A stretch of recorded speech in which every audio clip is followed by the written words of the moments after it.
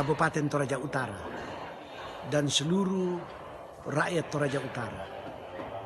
Bersama ini dengan penuh rasa haru yang sangat dalam menyatakan turut berduka cita atas meninggalnya Ibunda Bapak Joko Widodo, Presiden Republik Indonesia.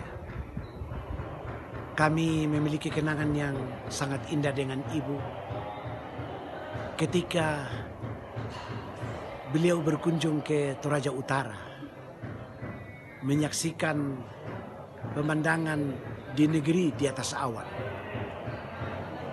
Kami selalu berbicara dengan Ibu dan seluruh rakyat yang sempat bertemu dengan beliau sangat terkesan atas keramah tamahan Ibu, atas kelembutan Ibu dalam menyapa rakyat Toraja Utara yang sempat bertemu ketika itu.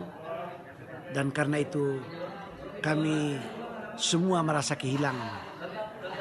Dan biarlah kenangan itu akan menjadi bagian dari kami semuanya untuk bersama-sama dengan seluruh rakyat Toraja Utara melaksanakan tugas-tugas pembangunan. Terima kasih.